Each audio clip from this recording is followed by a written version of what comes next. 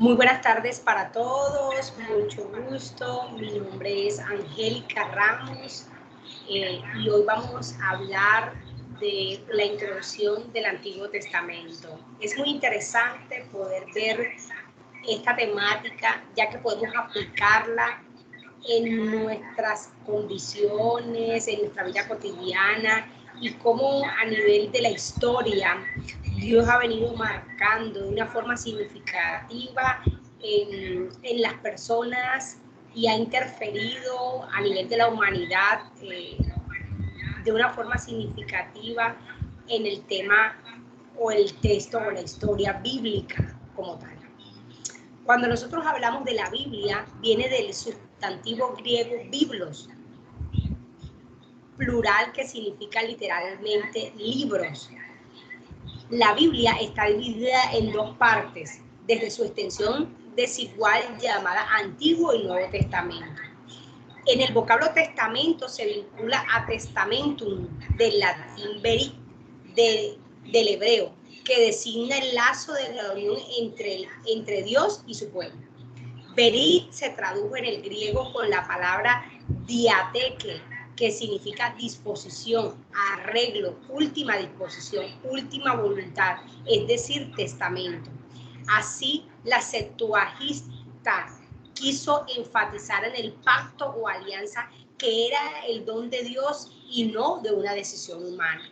Esto significa que el texto bíblico viene como respuesta a ese pacto que Dios hace con la humanidad de poder manifestar su esencia, su amor, su señorío y darlo a revelar al hombre de alguna u otra forma a través de la historia con personas o con hechos que han sucedido. Desde la religión, este conjunto de libros reconocidos como normativos y autoritarios para la fe judía y la fe cristiana. Significa entonces que, como todo cristiano, no reconocemos los inspirados por Dios, ni el Corán, ni el libro del Mormón, entre otros, solamente los que conforman el canon bíblico, que son designados por inspiración de Dios. Desde la teología, en la palabra de Dios es un libro de la fe y para la fe, donde se plasma la historiografía de la salvación. En ella se encuentran mensajes de los profetas que son siervos que inician su ministerio con una frase como así dice el Señor. Palabras de Jesús, quien, como dice el autor de Hebreos 1:2, ahora en estos tiempos últimos nos ha hablado a través de su Hijo. Y a través de los discípulos fueron testigos oculares de quienes se les confirmó la misión de anunciar la palabra de Dios al mundo, quienes fueron testigos de una u otra manera de lo que hacía Jesucristo y pudieron dar testimonio, dar fe de esas acciones o de esos hechos que vivieron con él.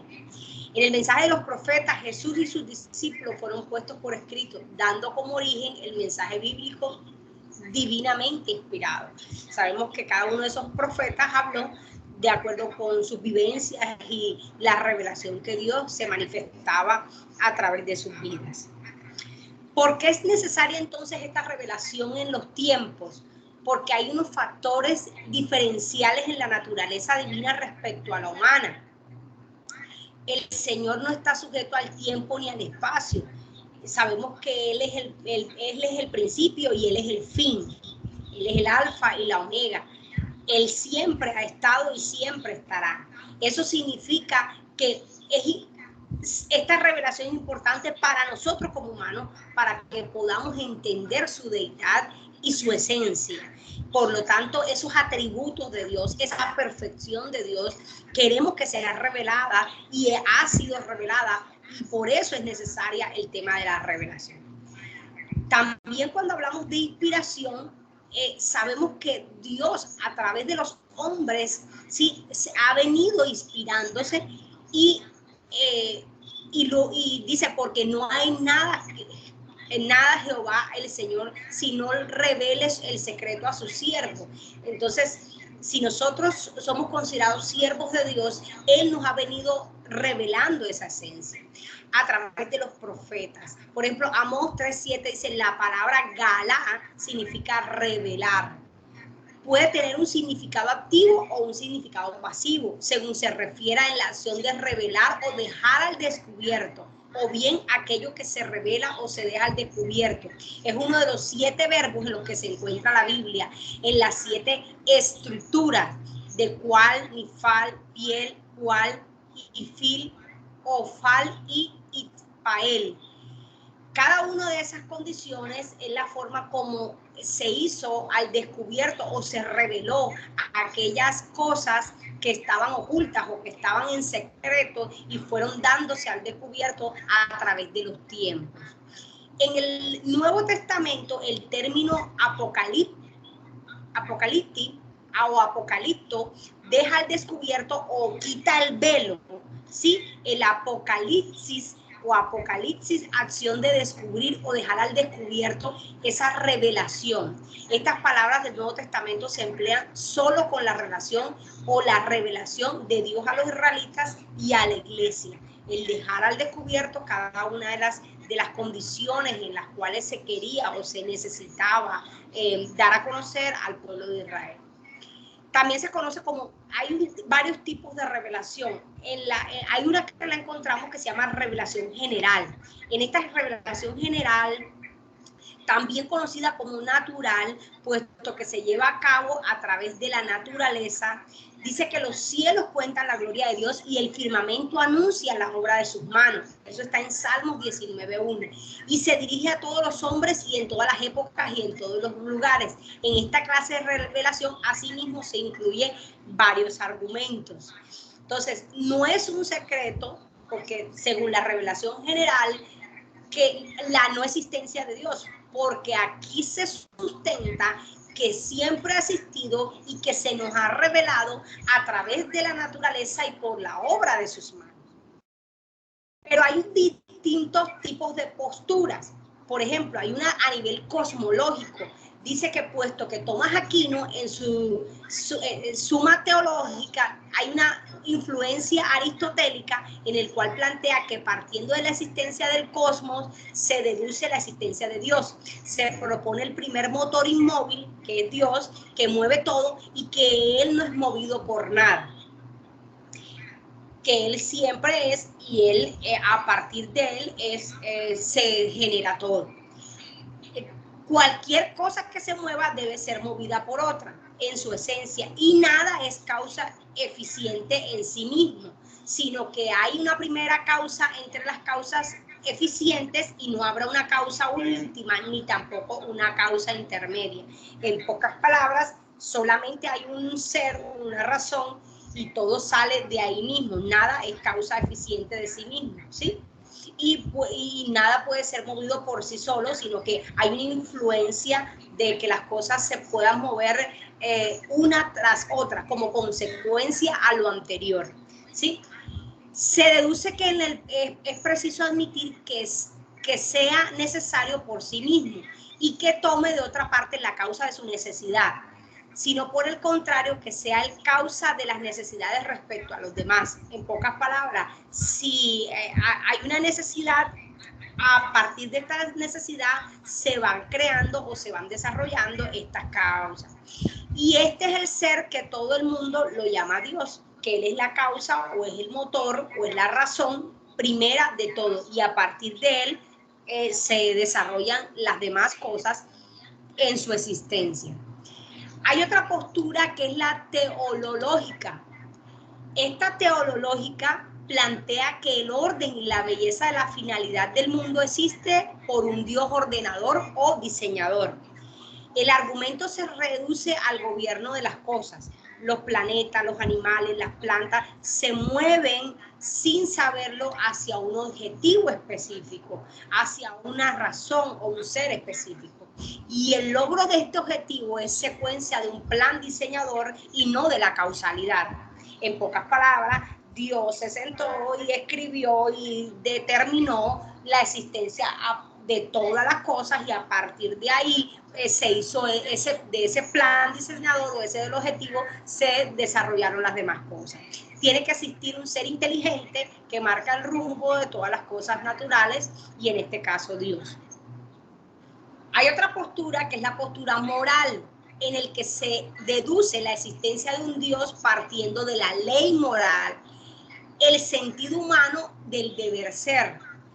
Immanuel Kant sostiene que los seres humanos sienten el deber de tratar de alcanzar el mayor bien posible. Todas las personas necesitan, dentro de su moral o dentro de su ser, hacer el bien a otros. Por lo tanto, a partir de esa condición nace este tipo de revelación de la moral. Hay otro punto que es el tema ontológico. Y en el tema ontológico nos habla, hay un propuesto por Anselmo Canterbury en 1333 y 1109, posteriormente lo retomó René Descartes en 1596 y 1650, donde dan la explicación de la idea de un Dios quien es infinito y perfecto y no podía ser producida por seres humanos, por lo que un objeto finito y por lo tanto debe ser causado por un Dios mismo. O sea que aquí establece la idea de que el mismo ser supremo, el mismo ser perfecto, infinito, es el que define la causalidad de todas las cosas y todo es generado por él mismo. Sin darle espacio a otra condición, sino a la sobrenaturalidad de un mismo Dios. Encontramos otro lineamiento, otra teoría que es el tema religioso, partiendo de la conciencia religiosa de los seres humanos y de las experiencias religiosas existentes en todas las culturas, que se reduce a la existencia de un autor de la conciencia religiosa humana, del verdadero objeto de la devoción religiosa, es decir, Dios. En pocas palabras, la necesidad del ser humano de adorar o de creer o de seguir a algo o tener una devoción por algo, y en este caso la devoción y la existencia de un Dios, en este tema por parte de la revelación religiosa. En este sentido, aún el idólatra da testimonio de la conciencia religiosa, porque todo ser humano adora a algo o a alguien. En esta perspectiva, no necesariamente es a un Dios sobrenatural, sino hay personas que adoran a sus hijos, al dinero, a objetos, a animales. Entonces, independientemente de que sea a un Dios o no Dios, hay una necesidad en el ser humano de adoración, ¿sí? Y esto lo lleva a este tipo de revelación. Decíamos ahorita que hay en la revelación especial, esta revelación especial que está dada a todos los hombres, sino que de manera generalizada a todos los hombres, y hay unos hombres específicos o lugares o épocas específicas donde Dios se revela de forma especial a unos hombres específicos. Un ejemplo, Abraham, Isaac, Jacob, Moisés, donde Dios a través de la experiencia con cada uno de ellos pudo tener un tipo de revelación especial. Se puede hablar de esta revelación, vino por medio de Israel en el Antiguo Testamento y que vino en y por medio de Jesucristo en el Nuevo Testamento. O sea que se divide o se parte en dos para el pueblo de Israel y después a través de Jesucristo en el Nuevo Testamento. El fundamento de esta revelación del antiguo pacto es la elección por parte de Dios al pueblo especial, este pueblo de Israel elegido para un propósito, definir un propósito, un destino específico que estaba para ellos. Por amor y para beneficio del mundo, que se hace a través de Jesucristo en la muerte, ¿sí? Y con todo lo que viene a través de Jesucristo, la salvación de la humanidad, se parte en el Nuevo Testamento. En el tema religioso, sabemos que hay una conciencia religiosa de los seres humanos y la existencia que ha existido en las diferentes culturas. y se reduce la existencia de un autor de esta conciencia religiosa humana, los verdaderos objetivos de la devoción, la necesidad, como les decía ahorita, de crear o de tener una reverencia o una adoración a un Dios. Y en el tema de la revelación especial también, cuando hablamos de Isaac, Abraham y Jacob, Moisés, en el Antiguo Testamento, este fundamento de revelación del Antiguo Pacto se hace de forma especial gracias al soberano amor de Dios y para bendecir a toda la humanidad y para manifestar esa esencia o esa forma a través de sus hijos, los profetas, a través de estos hombres especiales donde se estableció una relación o una conexión divina para poder transmitir este mensaje. También hablamos de que no solamente hablamos de revelación, sino también de la inspiración. Y cuando hablamos de la revelación, entonces podemos concluir que es esa acción de Dios a dar a conocer a una persona su voluntad, su obra, a través en la creación y en el ser humano. O sea que cuando se revela es esa acción de que Dios da a conocer a la humanidad la obra de sus manos, su voluntad, la esencia de él, a través de esta creación y a través del ser humano. Pero cuando hablamos de inspiración, es la obra de Dios a través del Espíritu Santo sobre estos hombres en los diferentes tiempos antiguos para garantizar que las distintas formas de revelación a Dios se transmitiera con exactitud y finalmente se escribiera con precisión. Es la forma de que como llegó el mensaje, esta misma forma se transmitiera con el menor error posible, ¿sí?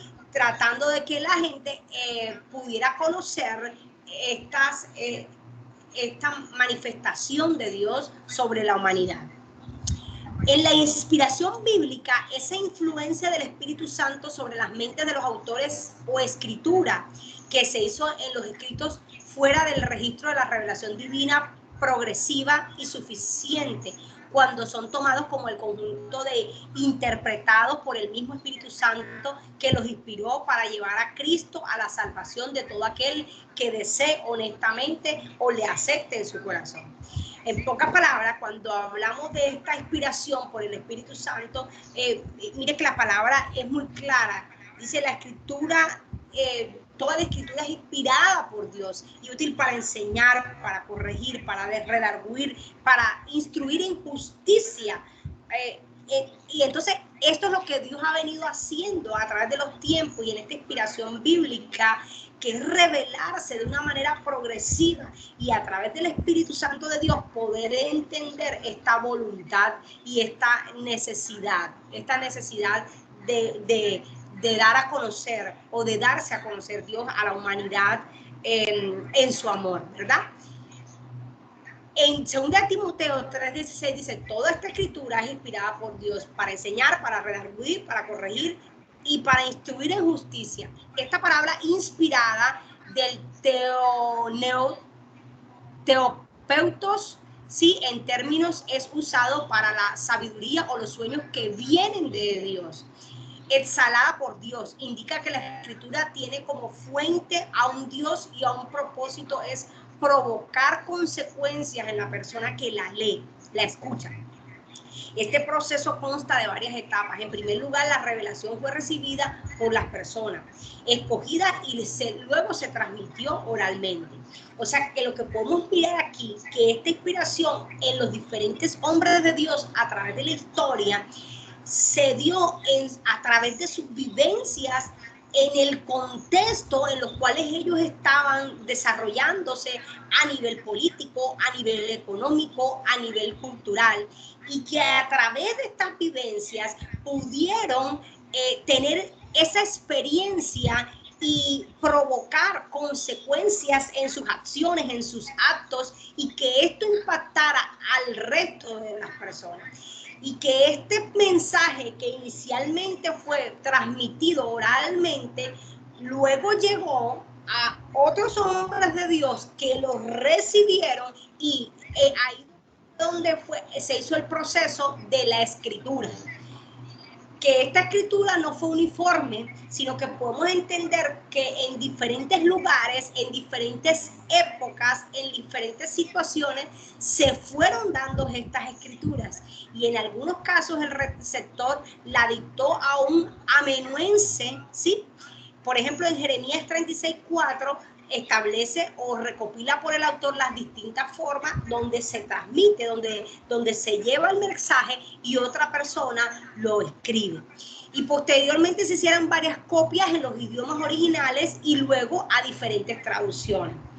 La revelación procedió a la Biblia y la Biblia es producto de esa revelación. La revelación de Dios a Israel produjo en el Antiguo Testamento y en el Antiguo Testamento no produjo una revelación de Dios a Israel. La revelación de Dios en Jesucristo produjo en el Nuevo Testamento y el Nuevo Testamento no produjo la revelación de Dios en Jesucristo.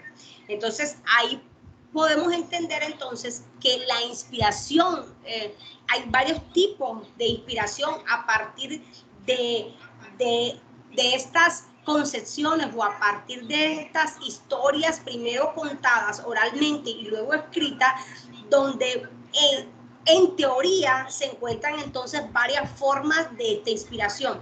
Por ejemplo, hay una de las que habla de una inspiración o teoría de inspiración bíblica verbal con inerrancia.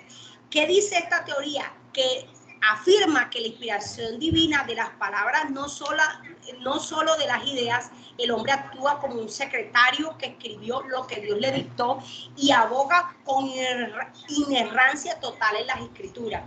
¿Qué quiere decir esta teoría?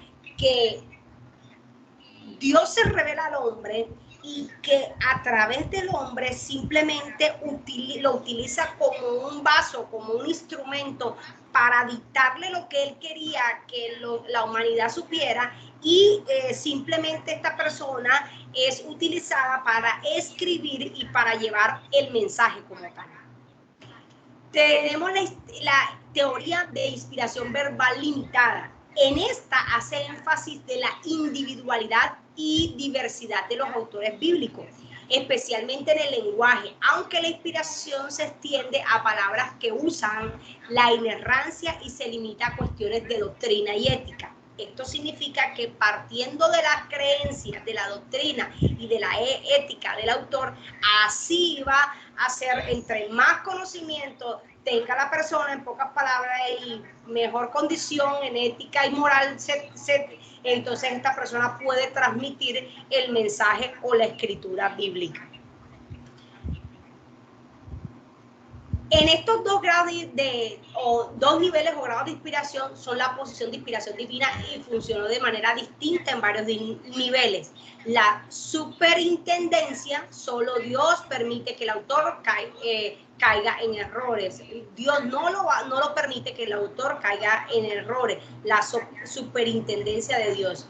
Hay una que es elevación, Dios eleva el pensamiento del autor, o sea que no va a ser un ser humano normal, sino va a ser alguien con una mente sobrenatural que Dios le va a permitir esta elevación de pensamientos para poder entender la palabra y asimismo poderla transmitir.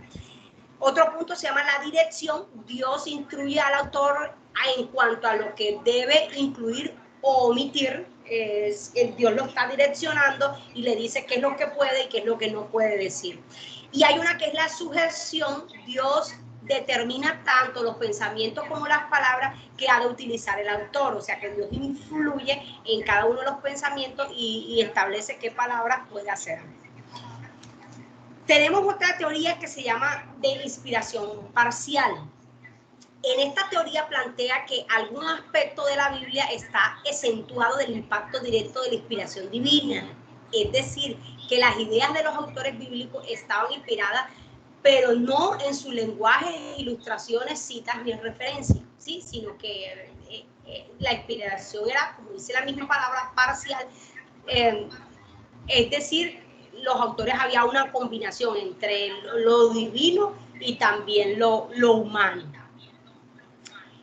Inspiración cristiana universal, también llamada teoría de la iluminación, plantea que la Biblia fue inspirada por el Espíritu Santo de la misma manera que lo es en todo cristiano. Por lo tanto, no fue necesaria la existencia divina especial o la producción de escrituras cristianas. Esto significa que cualquier persona en este momento podría escribir la Biblia, porque no hubo nada especial, ¿sí? Para poder hacerlo, sino que a través del Espíritu Santo, cualquier cristiano que lo tenga podría hacerlo.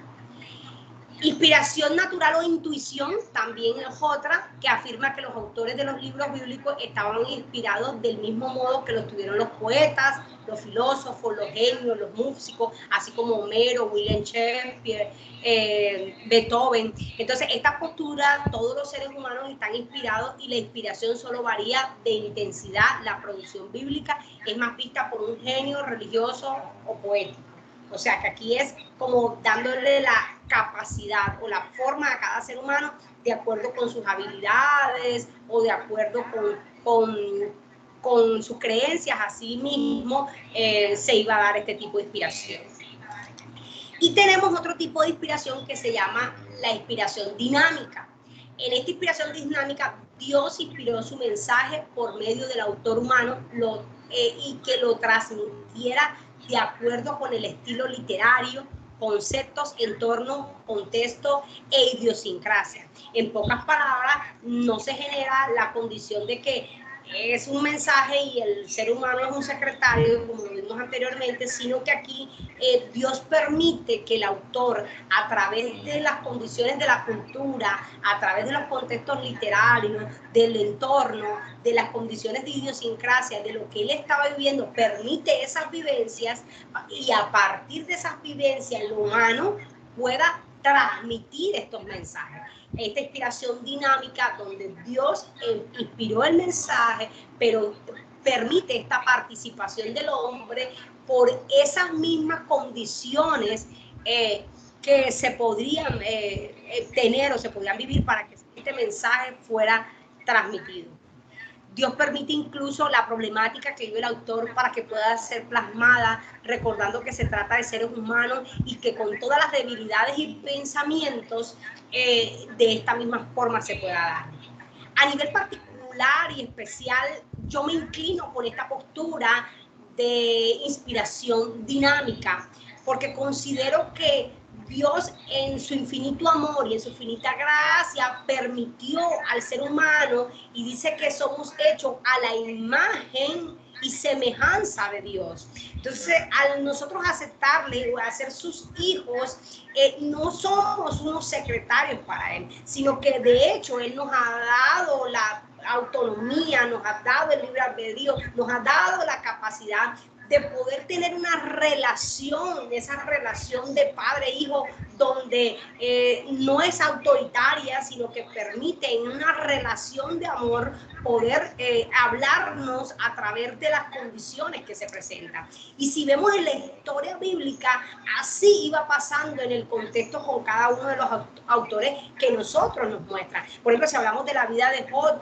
vemos que Job padeció y sufrió, sí, perdió familia, perdió su dinero, perdió tierras, perdió empleados, y de la forma como se nos muestra en la escritura es esa vivencia y ese dolor que vivió él, sí, y la forma como se nos muestra el mensaje es que Dios lo permitió para mostrarnos en su inspiración, la forma de inspirarlo, que en esos mensajes, cómo él podía a través de esas diferentes situaciones mostrar su amor, mostrar su poderío, mostrar.